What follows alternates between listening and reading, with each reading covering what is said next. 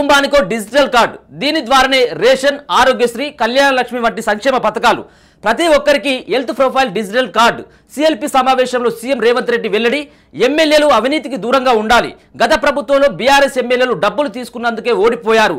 కష్టపడి పనిచేసిన వారికి తప్పగా అవకాశాలు, ప్రభుత్వంపై దుష్ప్రచారాన్ని తిప్పుకొట్టాలి అని ముఖ్యమంత్రి అన్నాడు. మహేష్ కుమార్ గౌడ్ను సన్మానించిన సిఎల్పి, పార్టీని ప్రభుత్వాన్ని సమన్వయం చేస్తా. సిఎల్పి భేటీకి పలువురు ఫిరాయింపు ఎమ్మెల్యేలు కూడా వచ్చిండ్రు. దాంట్లో భాగంగా రాష్ట్రంలో త్వరలో ఫ్యామిలీ డిజిటల్ కార్డును తీసుకురాబోతున్నామని ముఖ్యమంత్రి రేవంత్ రెడ్డి తెలిపారు. ప్రతి కుటుంబానికి ఈ కార్డును ఇస్తామని, దీని ద్వారానే రేషన్, ఆరోగ్యశ్రీ, కళ్యాణ లక్ష్మి వంటి సంక్షేమ పథకాల లబ్ధిని ఆయా కుటుంబాలకు అందజేస్తామని పేర్కొన్నారు. దీనితో పాటు రాష్ట్రంలోని ప్రతి ఒక్కరికి హెల్త్ ప్రొఫైల్ డిజిటల్ కార్డును ఇస్తామని చెప్పారు. ఇక అధికార పార్టీ శాసనసభ్యులుగా బాధ్యతతో మెలగాలని, అవినీతికి దూరంగా ఉండాలని సూచించారు. గత ప్రభుత్వ హయాంలో ఉద్యోగుల బదిలీలు, ఇతర విషయాల్లో బీఆర్ఎస్ ఎమ్మెల్యేలు డబ్బులు తీసుకోవడంతో వారిని ప్రజలు ఓడించారని తెలిపారు. ఈ విషయంలో కాంగ్రెస్ ఎమ్మెల్యేలు జాగ్రత్తగా ఉండాలని హెచ్చరించారు. ఎమ్మెల్యేలు సచివాలయానికి గుంపులుగా రావద్దని, క్షేత్రస్థాయిలో ప్రజలకు అందుబాటులో ఉండి పనిచేయాలని సూచించారు. అప్పుడే వారు మరోసారి గెలుస్తారని ఆదివారం టీపీసీసీ నూతన అధ్యక్షుడు మహేష్ కుమార్ గౌడ్ను సన్మానించేందుకు వెళ్ళినటువంటి దశలో ఆయన చేసినటువంటి వ్యాఖ్యలు చూసుకోవచ్చు. కాంగ్రెస్ శాసనసభ పక్షం సీఎం రేవంత్ రెడ్డి అధ్యక్షతన ఓ హోటల్లో సమావేశమైంది. ఈ సమావేశంలో పార్టీ రాష్ట్ర వ్యవహారాల ఇన్ఛార్జ్ దీపా దాస్ మున్షి, ఇన్ఛార్జ్ కార్యదర్శులు, మంత్రులు, ఎంపీలు, ఎమ్మెల్యేలు, ఎమ్మెల్సీలు పాల్గొన్నారు. తొలుత కొత్తగా టీపీసీసీ చీఫ్ మహేష్ కుమార్ గౌడ్ను సీఎల్పీ సన్మానించింది. ఆ తర్వాత ఆయనను నియమించిన ఏఐసీసీ అధ్యక్షుడు మల్లికార్జున ఖర్గే, అగ్రనేతలు సోనియా గాంధీ, రాహుల్ గాంధీకి ధన్యవాదాలు తెలుపుతూ ఏకగ్రీవ తీర్మానం కూడా ఆమోదించడం జరిగింది. సమన్వయంతో ముందుకు సాగాలి అని చెప్పేసి టీపీసీసీ చీఫ్ సన్మానం అనంతరం సీఎం రేవంత్ రెడ్డి మాట్లాడుతూ ప్రధాని నరేంద్ర మోదీని ఓడించాల్సిన చారిత్రక అవసరం ఉన్న సమయంలో టీపీసీసీ అధ్యక్షుడిగా మహేష్ కుమార్ బాధ్యతలు చేపట్టారన్నారు. పార్టీ ప్రభుత్వం సమన్వయంతో ముందుకెళ్లాలని, ప్రభుత్వ కార్యక్రమాలకు పార్టీ నాయకత్వం ప్రజల్లోకి తీసుకువెళ్లాలని అన్నారు. పార్టీ అనుబంధ విభాగాల్లో పనిచేసిన 36 మందికి నామినేటెడ్ పోస్టులు ఇచ్చామని, పార్టీ కష్టకాలంలో ఉన్నప్పుడు పనిచేసినందుకు వారికి పదవులు ఇచ్చామని తెలిపారు. కాంగ్రెస్ పార్టీలో కష్టపడి పనిచేసిన వారికి ఖచ్చితంగా అవకాశాలు వస్తాయన్నారు.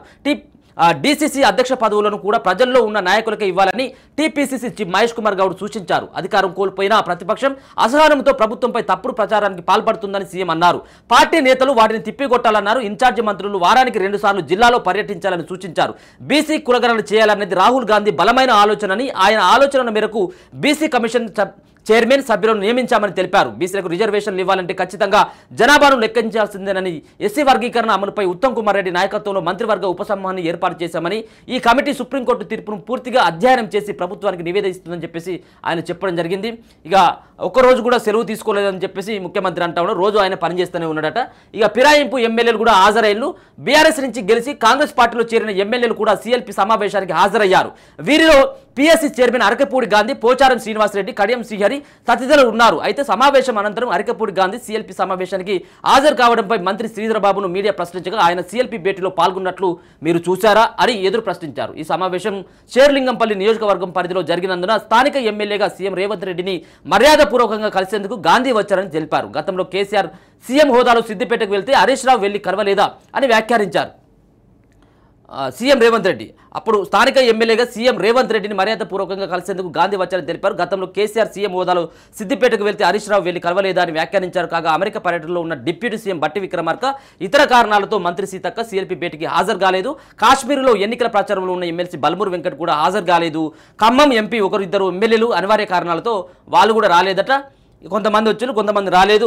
మొత్తానికైతే మాత్రం వాళ్ళు నిన్న సమావేశం మాత్రం జరగడం జరిగింది. దాంట్లో మరి రానున్నటువంటి ఏవైతే ఎన్నికలు ఉన్నాయో స్థానిక సంస్థల ఎన్నికల్లో మరి దాదాపుగా 80% పైన గెలవాలి సీట్లని చెప్పేసి నిన్న మహేష్ కుమార్ గౌడ్ కార్యకర్తలకు కూడా ఒక పిలుపునైతే ఇవ్వడం జరిగింది. మొత్తానికి నిన్న ఈ సంబంధించినటువంటి సమావేశం నిన్న జరగడం జరిగింది.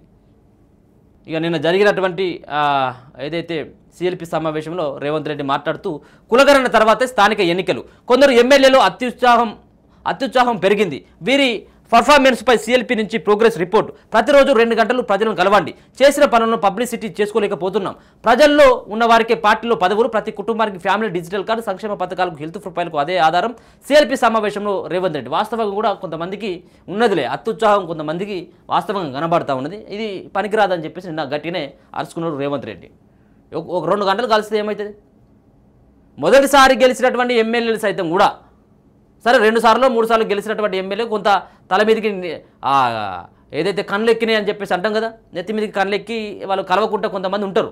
సరే వాళ్ళు కొంత 3-4 సార్లు గెలిచిండు కాబట్టి అది ఉంటుంది, ఆ ఈగో ఉంటుంది. కానీ ఇక్కడ మొదటిసారి గెలిచడం కూడా కనీసం అపాయింట్మెంట్ ఇచ్చేటువంటి పరిస్థితి ఉన్నది. కొంతమంది ఉన్నారు, వాళ్ళని ఆల్రెడీ గుర్తించిండు, అందుకని చెప్పేసి పరోక్షంగా ఆయన నిన్న మాట్లాడినటువంటి మాటలు.